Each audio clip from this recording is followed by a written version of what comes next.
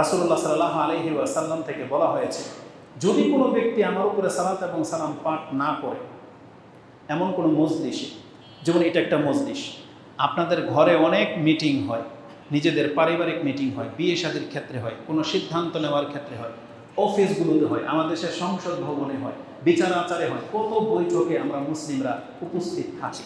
রাস্তাঘাট করতে হবে তাও মিটিং, ইলেকশন করেন তাও মিটিং, রাজনৈতিক মিটিং, কত রকমের মিটিংয়ে আপনি বসেন, বৈঠকে বসেন, বিচার আচার, এমনিতে বন্ধু বান্ধবদেরকে নিয়ে।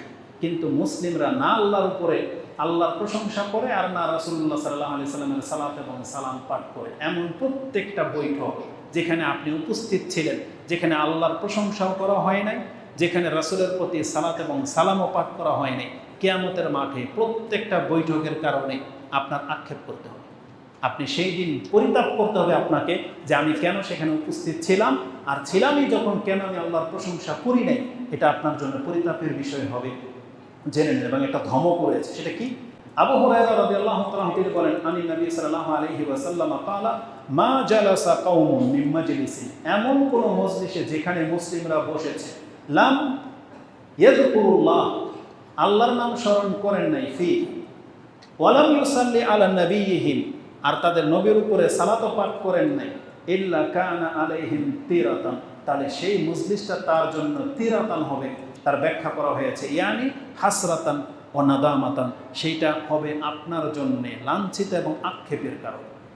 সেই দিন আক্ষেপ করবেন প্রত্যেকটা মানুষ যারা বিভিন্ন বৈঠকে বসেছেন কিন্তু সেখানে আল্লাহর নাম স্মরণ করা হয় নাই, বা সেখানে রাসূলুল্লাহ সাল্লাল্লাহু আলাইহি ওয়াসাল্লামেরও নাম, তার উপরে সালাত এবং সালাম পাঠ করা হয় নাই, সেটা আক্ষেপের কারণ হবে। এবং এটা ধমক কি রয়েছে, ফাইন শাআ আযাবাহুম ওয়া ইন শাআ গাফারা লাহুম, আল্লাহ চাইলে এর কারণে তাদেরকে শাস্তিও দিতে পারেন, আল্লাহ চাইলে তাদেরকে ক্ষমাও করতে পারেন। তার মানে শাস্তির কথা রয়েছে। এই জন্য এই বিষয়টাকে আপনি হালকাভাবে নেবেন না। অবশ্যই রাসূলুল্লাহ সাল্লাল্লাহু আলাইহি ওয়াসাল্লামের উপরে সালাত এবং সালাম পাঠ করতে হবে। তবে এটা সহজ বিষয় হলো, ইমাম তিরমিজি রাহিমাহুল্লাহ তিনি তার 35-45 নম্বর হাদিসের মধ্যে ওলামাদের একটা উক্তি নকল করেছেন যে কোনো ব্যক্তি যদি মজলিসে একবার যদি বলে দেয় আল্লাহর প্রশংসা করে এবং একবার যদি অন্তত রাসূল সাল্লাল্লাহু আলাইহি ওয়াসাল্লামের উপরে সালাত এবং সালাম পাঠ করে, তাহলে তার কাফারা হয়ে যাবে, তার দায়িত্বটা আদায় হয়ে যাবে।